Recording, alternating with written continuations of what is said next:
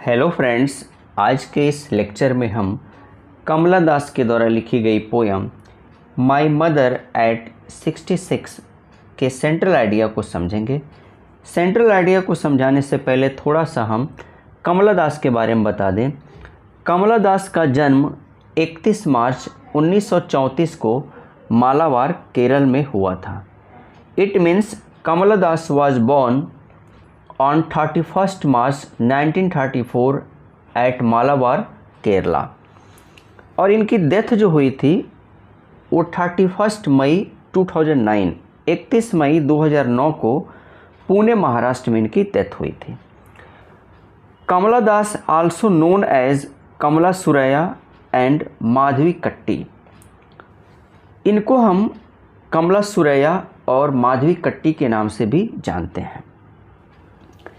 इनको केंद्र साहित्य अकादमी अवार्ड 1985 में मिला था। 1985 में ये केंद्र साहित्य अकादमी अवार्ड से 1985 में इनको केंद्र साहित्य अकादमी अवार्ड से नवाजा गया था। अब हम आ जाते हैं जो पोयम है माय मदर एट 66 पे कि क्या इसका सेंट्रल आइडिया है। अब देखिए, जो पोयम का नाम ही है जैसे कि my mother eight 66, it means यानी कि मेरी माँ किस एज में 66 वर्ष।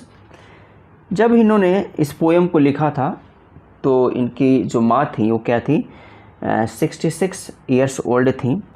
और पोयम की जो बैकग्राउंड है उसके बारे में हम बता दें ताकि आगे समझने में कोई दिक्कत ना हो।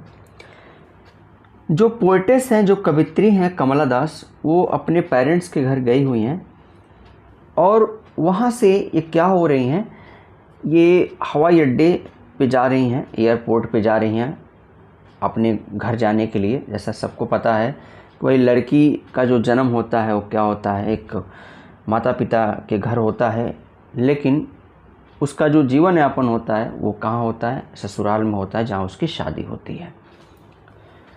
तो ये अपनी माँ के घर से हवाई अड्डे की तरफ जा रही हैं और इनकी माँ जो हैं गाड़ी में इनके बगल में बैठी हुई हैं। वहाँ पे अपनी माँ को देखती हैं और देखकर बड़ा ही पेनफुल कंडीशन में होती हैं, क्योंकि इनकी जो माँ हैं वो लास्ट फेज़ पे हैं। इनकी माँ का जो स्टेज है वो लास्ट फेज़ है लाइफ का। बिल्कुल उनका चेहरा मुरझाया हुआ, सूखा हुआ है, कोई जान नहीं है। और उस एज को देखकर, उस कंडीशन को देखकर जो पोएटेस हैं, जो कवित्री हैं कमला दास, उनको बड़ी तकलीफ़ होती है। जैसा हम सब जानते हैं कि एक माँ जो होती है वो क्या करती है, अपने बच्चे का पालन पोषण करती है, चाहे वो लड़का हो लड़की हो जो भी हो। लेकिन इस पोयम में कवित्री ने क्या किया, अपने मदर के रिलेशन को बताया हुआ है, तो उसके बारे में हम समझेंगे कि क्या बॉन्ड है। एक बॉन्ड को दिखाई हुई है कि जो लव बॉन्ड होता है एक मदर और डॉटर का, उसके बारे में इन्होंने क्या किया, इसमें बताया हुआ है। और ये बताना चाहती हैं कि जिस माँ ने क्या किया, इनको पाला पोसा बड़ा किया, और कभी वो एकदम क्या थी, एनर्जी से भरी हुई थी, सारा काम करती थी, लेकिन आज खुद का काम नहीं कर पा रही हैं। और उस एज को देख के, उनके उस कंडीशन को देख के कितनी तकलीफ़ हो रही है कवित्री को, कमला दास को, वो एक्सप्रेस नहीं कर सकती। तो इस पोयम में इन्होंने क्या किया, इसी चीज़ को बताया हुआ है कि जो लव अफेक्शन होता है माँ और डॉटर के बीच का, उसी के बारे में क्या है इस पोयम में कवित्री ने वर्णन किया हुआ है।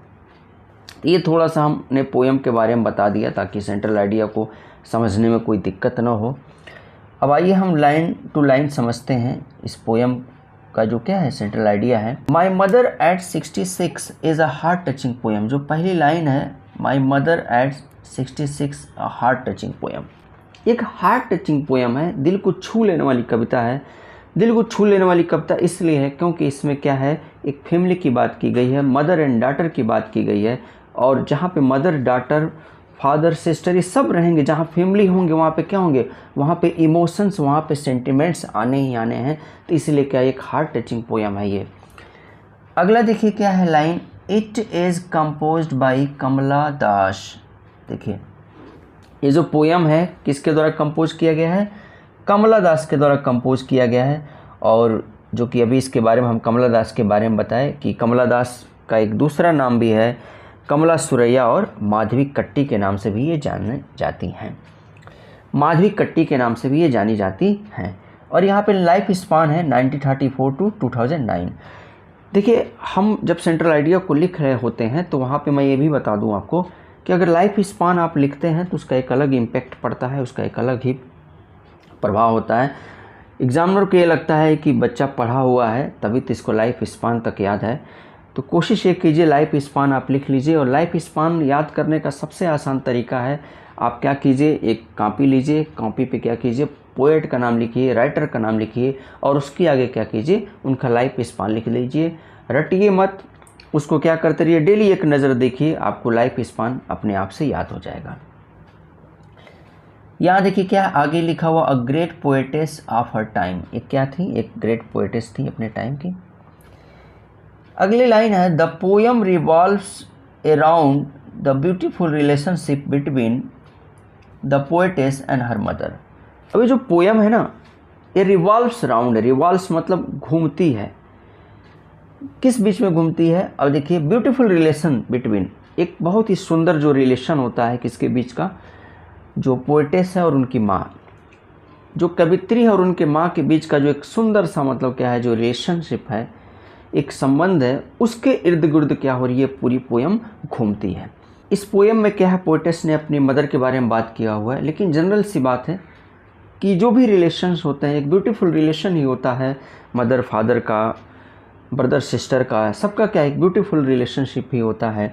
नेक्स्ट लाइन है, it shows the advancing as of the mother of the poetess and the fear separation because her mother is in last phase of her life. देखिए जो पोयम है ना, it shows the advancing as of the mother of the poetess.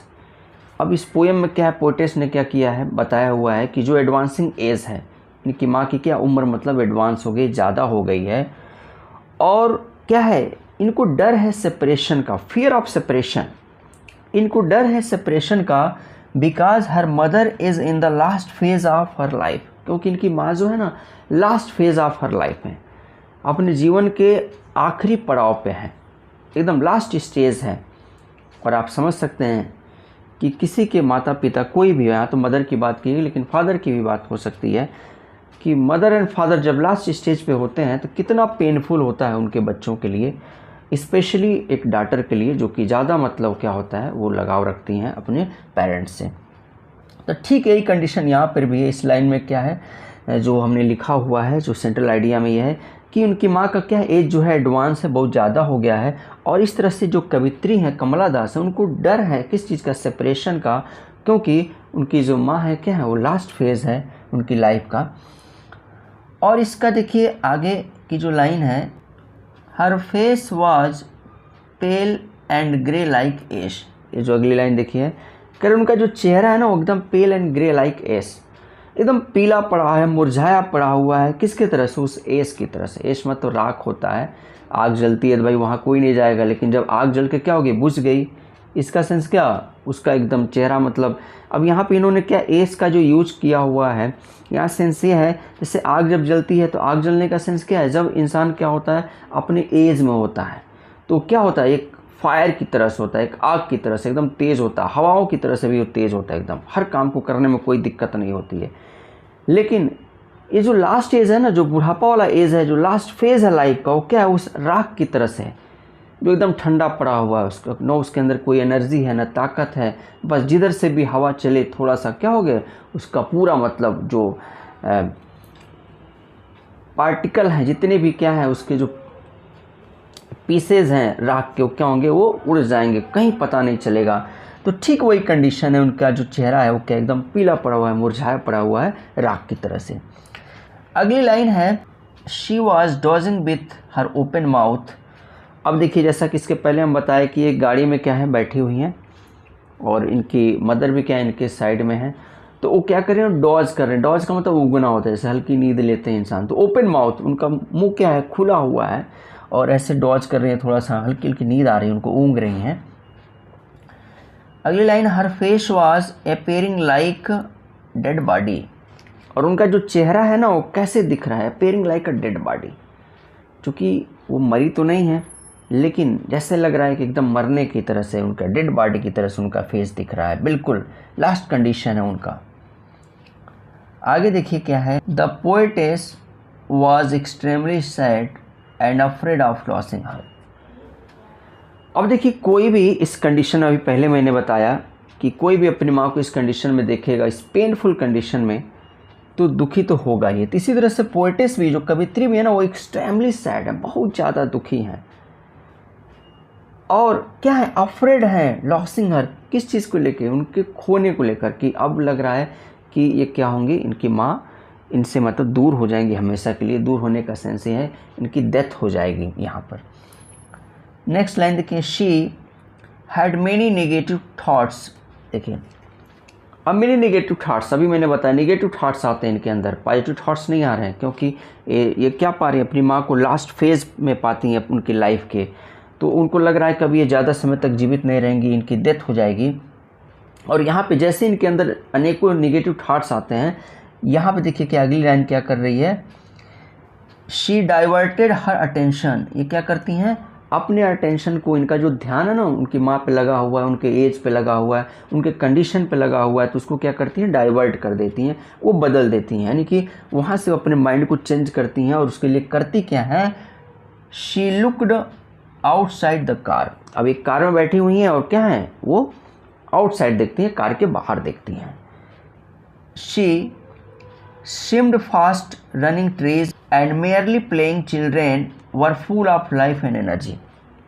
और जब वो बाहर देखती है ना, तो हम सब भी रियलाइज़ करते हैं कि हम कहीं यात्रा कर रहे होते हैं, तो जैसे लगता है कि जितने पेड़ वगैरह हो क्या और हमारे साथ साथ चल रहे हैं, तो इनको भी महसूस होता है कि क्या है, जो फास्ट रनिंग ट्रीज है वो चल रहे हैं। And merely playing children were full of life and energy. और बाहर देखती हैं तो क्या है, मेयरली मतलब खुशी पूर्वक, जो क्या है, जो बच्चे हैं ना, चिल्ड्रेन है, छोटे बच्चे, वो खेल रहे हैं, और उनके क्या है, वो जो खेल रहे हैं ना, full of life and energy, वो एकदम जीवन से भरे हैं, एनर्जी से भरे हुए हैं। अब यहाँ पे पोएट कहना क्या चाहती है, इन्होंने क्या किया है, एक कंपेयर किया, सिम्बलाइज किया है, एक सिंबलाइज किया है। इनके अंदर थोड़ा सा क्या होता है, एक बात आती है यहाँ पे, सेंस ये है कि जीवन जो है ना, ये जो पेड़ जो चल रहे हैं ना, जीवन भी ऐसे ही चलता रहता है। बच्चों का इन्होंने क्या किया यहाँ पे जो जिक्र किया हुआ है, तो सेंस यही है, चलता रहता है। सेंस क्या है, जैसे किसी भी बच्चे का क्या होता है, जन्म होता है, जन्म के बाद से क्या होता है, धीरे धीरे वो बड़ा होता है, बड़ा होने के बाद से एडल्ट, एडल्ट के बाद से मिडिल एज में जाता है, मिडिल एज के बाद से क्या होता है, वो बुढ़ापे की तरफ जाता है, बुढ़ापे के बाद से वो अपने लास्ट फेज में जाता है। तो इन्होंने दिखाया है, सेंस क्या है यहाँ पे, यही बताया है कि जो पेड़ है ना, जैसे चल रहे हैं, इनको लग रहा है कि चल रहे थे, ऐसे जीवन चलता है, जीवन चलता रहता है। इनकी माँ भी क्या थी, कभी इन बच्चों की तरह से थी, वो भी क्या कर रही होंगी, वो इनकी माँ भी कभी क्या थी, इन बच्चों की तरह से थी, जो बच्चे क्या हो रहे हैं, बाहर देखती हैं, जो खेल रहे होते हैं, एनर्जी के साथ, एकदम पूरे उत्साह के साथ, फुल ऑफ लाइफ से भरे हुए हैं, जीवन से भरे हुए हैं। उसी तरह से इनकी माँ भी थी, कभी वो भी खेलती थी, पूरे उत्साह के साथ सारे कामों को करती थी, लेकिन आज क्या है, वो खुद का काम नहीं कर पा रही हैं, ऐसे कंडीशन में वो आ गई हैं। तो ये क्या है, एक सर्किल है, एक कंडीशन है, एक लाइफ चलता है, जनरेशन टू जनरेशन चलता रहता है। एक बच्चे का जन्म होता है, फिर बड़ा होता है, फिर क्या होता है, वो एडल्ट होता है, फिर मिडिल एज में जाता है, फिर बूढ़ा होता है, और बूढ़ा होने के बाद से लास्ट फेज में जाता है, और लास्ट फेज के बाद से क्या होती है, उसकी डेथ हो जाती है। तो ये तो क्या है, ये तो लाइफ का स्पान है, ऐसे चलता रहता है। उसके बाद से देखिए पोएटेस कहती हैं, after the security checkup at the airport the poetess looked again at the pale and lifeless face of her mother. अब चूँकि एयरपोर्ट ये पहुंच जाती हैं, और वहाँ पे क्या होता है, इनका सिक्योरिटी जो वहाँ रहती है, इनका चेकअप करती है, और ये एरोप्लेन में बैठने वाली रहती हैं, तो बैठने से पहले क्या होती हैं, अपनी मदर के जो पेल मतलब एकदम पीला पड़ा हुआ, लाइफलेस, मुरझाया हुआ चेहरा है, उसको ये क्या करती हैं, देखती हैं। The poetess was in silent tears. अब यहाँ पे क्या है, जो पोएटेस है ना, वो साइलेंट टीयर्स में, देखिए बहुत अच्छी लाइन है ये, साइलेंट टीयर्स। ऐसा नहीं होता है इस कंडीशन में है कि वो रो भी नहीं सकती, वो रोना चाह रही हैं, बहुत ज़्यादा खुल के रोना चाह रही हैं, लेकिन वो रो भी नहीं पा रही थी। क्यों नहीं? क्योंकि अगर वहाँ पे रोती अपनी माँ के सामने तो उनकी माँ को भी क्या होता, तकलीफ़ होती, वो भी मतलब क्या होती, और ज़्यादा दुखी होती कि इनकी बच्ची क्यों रो रही है। तो इसलिए वो क्या थी, एक साइलेंट टीयर्स में थी, बहुत ज़्यादा दुखी थी। और वहाँ पे क्या करती हैं, she smiled and said see you soon amma. अब देखिए वहाँ क्या करती हैं, ये स्माइल करती हैं, मुस्कुराती हैं अपनी माँ के सामने। इसलिए मुस्कुराती हैं कि उनकी माँ को बुरा न लगे कि इसकी बेटी क्या है, ये दुखी कंडीशन में है, इसकी भी कंडीशन सही नहीं, इसलिए क्या हो रही है, रो रही है। तो अपनी माँ को खुश करने के लिए क्या करती हैं कि स्माइल पास करती हैं और कहती हैं कि सी यू सून अम्मा, कि हम जल्द ही मिलेंगे अम्मा। यहाँ पे देखिए जो लास्ट लाइन लिखा हुआ है, this short poem touches a beautiful bond between the mother and daughter. ये जो पोएम है ना, शॉर्ट पोएम है, यानी कि बहुत छोटी ही पोएम है, लेकिन एक बॉन्ड को दिखाती है। और किस प्रकार के बॉन्ड को दिखाती है, एक लव एंड अफेक्शन वाले बॉन्ड को दिखाती है जो कि मदर और डॉटर के बीच में होता है। तो इस तरह से क्या रहा, ये एक सेंट्रल आइडिया रहा माई मदर एट 66 का। और इस सेंट्रल आइडिया के थ्रू हमने क्या किया है, कोशिश किया है इस पोएम को भी समझाने का। ये पोएम भी आप अच्छे तरीके से क्या कर सकते हैं, इस सेंट्रल आइडिया के थ्रू समझ सकते हैं। ये हमारा वीडियो कैसा लगा आप कमेंट बॉक्स में ज़रूर बताइए, और आगे हमसे जुड़े रहने के लिए हमारे चैनल को सब्सक्राइब कीजिए।